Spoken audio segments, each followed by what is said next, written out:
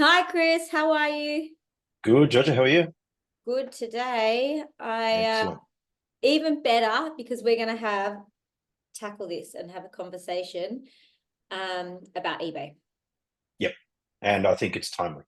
It is. So we have had a bunch of chats with people over the past couple of months about eBay, and there's definitely a rise in users, and plenty of auto recyclers are starting to see some great results on their eBay stores, but they're seeing great results when they use it properly. Um, And there seem to be a lot of people in the industry who aren't seeing the kinds of sales and results that they really want to see. And that Joe down the road's making really good sales. What is he doing differently to me? Because we've got more parts listed. And I noticed that when we're chatting with people, the tips that you give are really tangible, easy tips. And they're tips that people can start implementing to their store pretty much immediately if and when they're ready, and they'll start to see results almost effective immediately. So I'm wondering if we can go through those tips today and just talk them through so that people can start putting those tips into place if they want to and start seeing some real results on their eBay store. Yeah. So I think the first thing I'll say is that these are not proprietary tips that, for example, we know and no one else knows or something like that. And they can do themselves. There's no reason why people can't do what we're going to talk about today themselves, other than the time and effort invested in doing them. But yeah, we can break them down. There's a dozen or so tips that we can work through. And if you think about it in the context of an eBay store, you've got the top of the store, you've got the middle of the store, you've got the bottom of the store. So we'll run through that. Yeah, definitely. And I know when we chat to people in the industry and we talk through these things with them on their store, there's often a few light bulb moments for them because they are pretty easy, obvious things that they can do. It's just knowing that they have to do them. So And they without process things right too. I yes, mean, if we get the process right, and eBay becomes an important part of our process, then all of a sudden things work more fluently. absolutely. And we know that you like processes, Chris. Get the process right. Get the process right. Okay, okay. All right. So let's talk about titles. And this is a Yeah, tricky one because I know there's lots of tools out there like Pinnacle and things and other yard management systems where it's really easy to upload onto eBay. It's a quick bulk upload, bulk items upload. Yeah. go up, listings are done. But the problem there is titles, right? So can we Yeah, talk about so titles? let's think about titles in the context of what most people know as far as digital world is concerned, and that's SEO, right? Search engine optimization. And what are we looking for? There is certain terms within the title that are going to help our listing be found and found better. So we call it eBay SEO in our world, and the title is critical to that. Often we see titles that don't even have the make or model in it, just says fits 2017 to 2018 something, right? Well, that's not going to get a good result. So the title format is really important. We've done a lot of work on that with eBay to find the best format. And is that because well, I know the answer to this, but it's essentially because people aren't going to search for a 2017 part. They're going to be searching for their vehicle and then the Yeah. part. So it's about putting in a title what people are actually searching for, because then it helps eBay move your part or your listing up to the top of the results. Yeah. Well, think about it. If someone's on eBay or on Google or wherever, whatever search engine they're on, and they search for Toyota Corolla 2015 1.6 engine, there's a chance that they're going to find a part that has a similar title, right? Has all those keywords in the title. Whereas if you haven't got all those keywords or half of those keywords in the title, well, it's not going to come up. It doesn't matter where they search it. No. So can you give me, is that an example of a good title? And good titles depends on the part as well. So it's the critical thing here is certain part types need certain information, certain attributes. So an engine, for example, you do need to know whether it's a diesel or a gasoline engine or petrol engine. We do need to know the size of the engine, 1.62 litre, whatever. We do need to know some other information about it. For example, is it turbo, non-turbo, etc. So there's a lot to it, but the key is to start researching titles and trying to make sure that you're doing the correct titles. Yeah, and there's a lot of trial and error with when people start doing this. We've been doing it for 5 or so years. So maybe more. So So we you've now done your know major errors. we've gone through that. We've made the errors, we've stuffed it up, and now we're at a point where we know exactly what works and what gets people the best conversion. Yeah, and that's obviously you've got some more information on that, but Yeah. fundamentally, if people at home want to start or at work want to start putting in better titles, how would they research that? They just start thinking about the customer, thinking about what the customer's searching, what are the most Yeah. common phrases used for that part, and start implementing those into the titles. So Yeah. if you think about what eBay's done around this to work out what is the best format, it's about going to the consumer and asking them what it is they would search by. So the focus groups that we've done over the years in the UK with eBay have determined what the terms that people search by are. So you could ask people within your family, you could ask your kids, you could ask your husband or your wife, what would you search our car by, right? It's Toyota, it's a Mercedes, CL, whatever it is. What is the search? And basically the search is usually make, model, year, part type. Okay. So they're the four basic things. Make, model, year, part type. So that's the key takeaway here for titles. You can improve your titles. Don't just use the ones you upload from Pinnacle or your yard management system. And you need to be considering make, model, year, part type, and then the other relevant bits to that part. Anything else? Specific part type, yeah. Okay, so tip 1, titles, we can make them better. Images, I see this all the time when I'm looking at people's eBay stores for various reasons in the industry. 2, 3 images of the part up close. There's a couple of issues there, right? It's not just that they've got 3 images, it's also the quality of the images. Can you talk to me about that? Yeah, so images, there's a heap of things there, but look, at the end of the day, the images are important. One, if you've got the right number of images, so you need at least 12 images up on eBay so that it can rank the listing higher. So the eBay algorithm looks for that. Number 2, the quality of the images needs to be good. If you've got dirty looking images or hazy images, what's it saying about you? The background, the interior of the vehicle's got a lot of rubbish in it. Really, we're not selling the good bits around, why the part of this vehicle is a good part. So the cleanliness of those images. 3, the order of the images, right? So if I'm selling a gearbox, well, I don't want to have the rear of the car at the top, or I don't want to have the interior of the vehicle. Yeah, as but the Chris, first people image. will say that I don't want to have the rear, but what if the front is all smashed up and doesn't look pretty? Aren't they better to have the rear of the car because it looks better? Look, at the end of the day, people buy recycled parts. We need to be upfront about what we're selling there. So I'm not saying, if it's totally destroyed, just put an image of that up there. I'm saying show the people, sell to the consumer, to the customer, the quality aspect of your business, as opposed to showing them something that's dirty or something like that. Sometimes showing them that it's a bit damaged is okay, right? If it's really badly damaged, at the end of the day, the part's probably not good. So there's right? some discretion there that's required. Absolutely. It's common sense, right? People know that when they're buying a recycled part, the vehicle's probably been in an accident. And those that really know, they prefer the vehicle to have been in an accident rather than it being an end-of-life vehicle, because they know it drove to the accident. And therefore, the transmission or the engine or gearbox, whatever it is, was working before it was in an accident. Coupled with your warranty program, then all of a sudden, we're starting to build this puzzle, this story together about the quality of the part. So in terms of images, to sort of wrap that up, really what we're saying is we're making sure that you use the quality images, have the part, order your images appropriately, and also it's really important to have 12 images. You need to tell the whole story of the car. You need 12 images. eBay will favor a listing that has 12 images over a listing that has 3 images.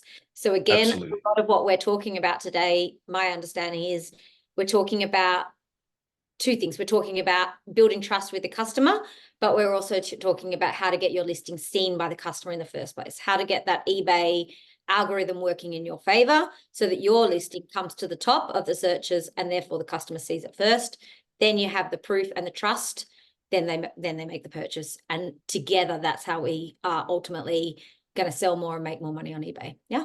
Absolutely. They need to see it before you can prove anything to them, right? If they don't see your listing, your parts being offered to them, then they're good secrets, but you can't even get a chance to prove anything. Yeah. One more thing, as far as images are concerned, a lot of people think they need to take a photo and just present the image of the part by itself and not the vehicle. Yeah. Our experience clearly evidences the opportunity that exists by having both, or if you haven't got both, if you haven't got the picture of the actual part by itself, don't be too concerned about it. And I usually use this example, and that is, I'll ask someone, do you know what your Toyota Corolla alternator looks like? And everyone says no. So do you know what your car looks like? Yes. So if you see an image of your vehicle on the screen as in the pictures, and you're selling the alternator, the title's right, your warranty program's right, etc., then you have a relationship with that vehicle. You know the vehicle. I don't know my alternator. I mean, I've been in this business for 30 plus years. I started when I was 3, so 33 years old. But yeah, right. Okay, keep telling yourself that. But at the end of the day, I don't know what my alternator looks like on my car or my daughter's car, but I do know what the car looks like. So I have a relationship with the vehicle. So think about it in that context. That psychology of the buyer is, that's my car. I need an alternator. I'm going to buy that alternator. Well, again, and I always say this when we're having these conversations with people, is that it's about, on the phone in this industry, we work on phone sales. That's where the majority of our relationships and sales are made. The salesperson has an opportunity to build a relationship with that person from the moment they say, hello, how is your day going?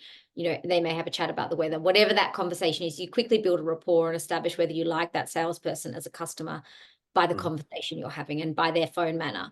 We don't get to do that when we're selling online. So we have to build that relationship through other ways. We have to build that relationship through the photos, through the images, through our language we use. And obviously there's multiple different ways that we can do that, but the images certainly go a long way to building that relationship. And like you say, I have a relationship with my car. I don't have a relationship with my alternator. So as a consumer, when I'm looking to purchase, I'm going to be looking for my car. I'm not going to be looking for a picture of my alternator. I want to possibly see the engine and see that it looks all right, but I don't need to see the actual specific alternator because it doesn't mean anything to me. Yep. To tell you the truth, I don't know what my engine looks like either because I don't open my. But that's the point. That's a secret. Don't tell anyone that. That's the point. So moving on then from images, this is a big one because I notice a lot of eBay stores have very, very few of these, but item specifics. And I know you put a lot of weight on these. So I think this is a big moment, probably a mic drop moment for a few people who are using eBay because they're not using item specifics properly or at all. Can you tell us more about what they need to be? So item specifics is a tricky one. Most people don't understand what they are, right? So why is it important? We put a lot of weight on it because eBay puts a lot of weight on it. So there's, again, number of images, title. Item specifics is another area where if you don't have make and model, if you don't have silly things like number of pieces, there's always only one engine on a vehicle. There's only one driver's side headlight on a vehicle. So why would you need to have number 1 in the number of pieces there? Because it's a recommended item specifics. So there are a number of recommended items specifics. Your cat's having a good time there. There are a number of recommended item specifics that if you don't complete those, then it'll rank your listing lower again. So the eBay algorithm will pick that up. But it's also really important that they're searchable, right? So they're indexable. So when someone searches by a manufacturer part number, for example, which is housed within the item specific section, if you don't have it there, they're not going to find your part. They're going to find someone else's part that has gone to the effort of putting manufacturer part numbers in there. And it's becoming more and more apparent that more and more people are using manufacturer part numbers to search online. You know, the mechanic may have said to them, oh, your air conditioning compressor's gone and you need to get another air conditioning compressor. Here's a quote with a part number. Yeah. Okay. $4,000 from the dealer. What do? I go into the Google machine and I put the part number in and I look it up and bang, straight away eBay comes up on top. I've got a perfect example of that. My wife's mother, my mother-in-law, needed a sat nav unit for a Honda CRV. Took it to the Honda dealer, $7,000 odd for this new sat nav unit. Wow. Got the part number. I found it on eBay for her, right? $250. She got it sorted. So they're the types of things that we need to be doing. Yeah, absolutely. And customers or consumers now are more and more educated than ever before. And we know that they're going to do that. We know that they're going to research online. 71% of people are researching online. So we know that they're going to go and research online that part or that part number before they even agree, even if they've already got a quote and they're happy with the quote, before they agree to lift, to go ahead with that, they're going to be searching on Google. How are we going to get found? We're going to get found by having the item specifics. So I think that's really important. You touched on this earlier, Chris, but warranties in eBay. How do we address this? How do people address this on warranties? How do the industry build that trust through warranties on eBay? So you spoke before about when we've got someone on the phone, we can build trust with them, we can build that relationship with them. One of the most common challenges a consumer has, again through research, when they're buying a recycle part, is the question around, is this going to be good? Is the quality going to be good? And if there is a problem, am I covered? What's one of the best ways we can show someone that the quality is going to be good is by showing that they've got a really good warranty on this part, right? And we've tried this and it works every time. Most people don't think through the warranty program holistically, if I can put it that way. So when I asked the question, when was the last time an alternator came back because it failed? Most people say they can't remember. What about a control arm? What about a starter motor? What about an air conditioning compressor? What about a headlight or a door? And then I really get, these looks as it, but why would I need to offer a bigger warranty on a door? Nothing's going to happen to it. And that's the point. The consumer, when I ask my daughter or my son, would you buy a door that's got a longer warranty than a shorter warranty? They say, well, obviously a longer warranty. What's going to happen to a door? Nothing, unless it's in another accident. So the reality is the risk from an auto recycler's perspective of offering an extended warranty is very small, but the benefit is significant because you win the customer over when they see you're offering 12 months, or some of our customers are using a lifetime warranty now on collision parts. Like, why wouldn't I buy that hood or fender or guard from you with a lifetime compared to someone else with 90 days? So the question I think people in our industry might ask then, Chris, but that's great, but I make money off selling our warranties. So am I just going to give it away for free on eBay? I'm already paying fees on eBay. Now I'm going to give my warranty away as well. How do we manage that? What's your solution there? Yeah, and look, the beauty here is you do sell it. It's embedded in the price. So when we list parts with that extended warranty, we actually work with our customers to say, okay, what do you usually charge for the 12-month warranty? We're onboarding a customer at the minute that's got a 15-month warranty, which I thought was great because most people either go 12 or 24, whatever, but 15-month is quite unique. Now, a 15-month warranty, we usually upsell at X%, 15%, say, right? And there's different programs there. But we add that to the price and then you list it on eBay with that extended warranty included in the price. Yeah. Smart, right? And the customer doesn't know that they're paying for it, but they're getting good value and they're getting perceived value through that. Well, the customers, I think the key there is that the customer is getting value, right? It's not as if we're not trying to trick the customer into buying something at a higher price. We're saying to the customer, here's a product with 15 months, 12 months, whatever that warranty is, and this is the price for that.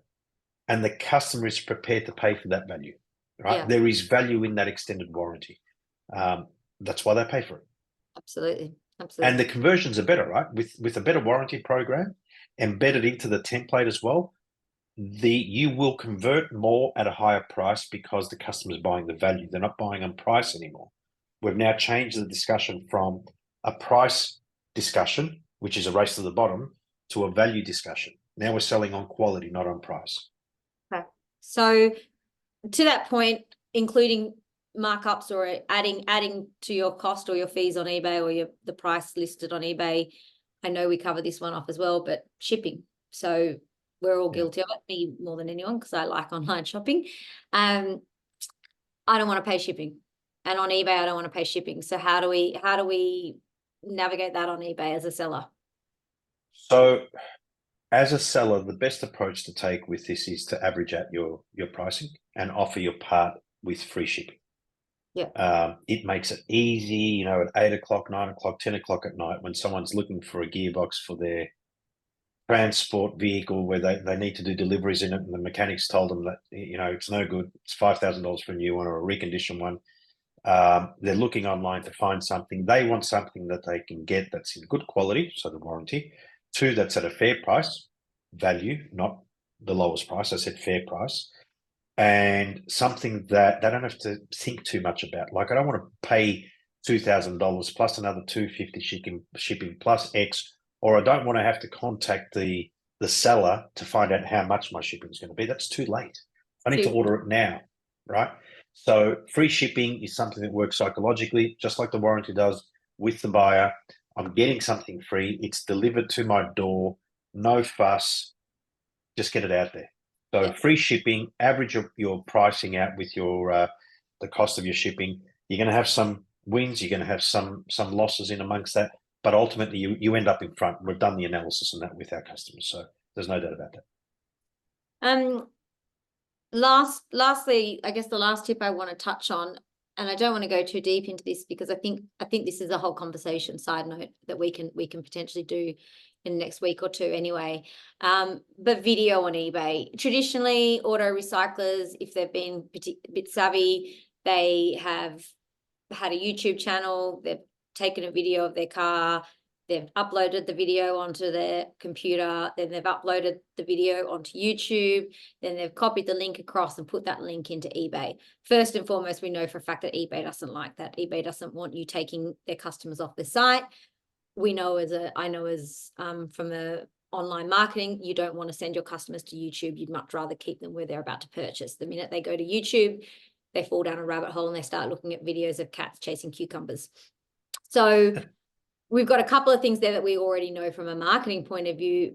But video on eBay is now a thing.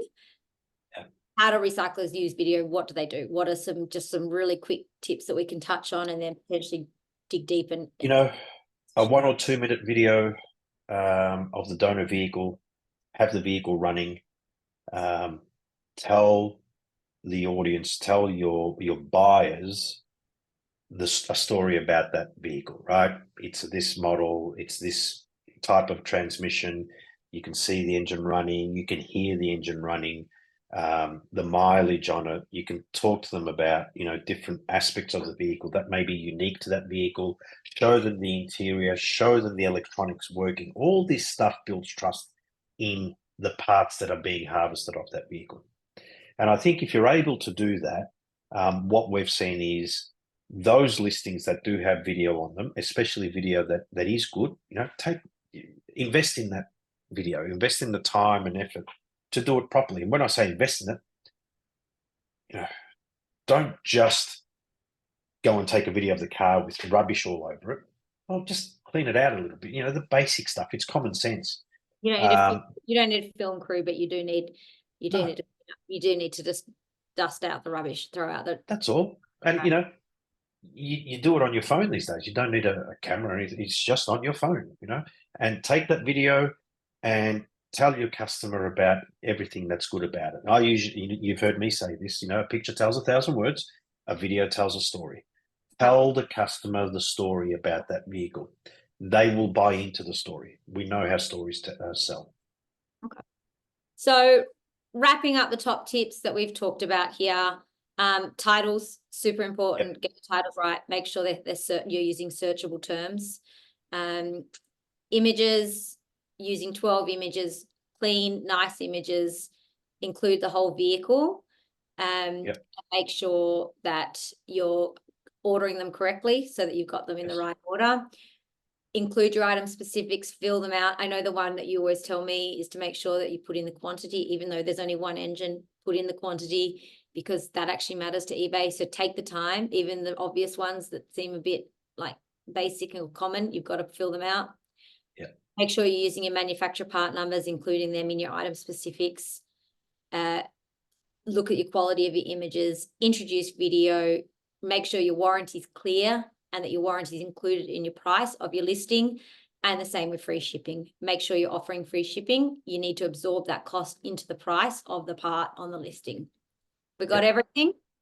I think so. I mean, the only other thing that we could talk about there is your template, is, you know, that's right down the bottom of the listing.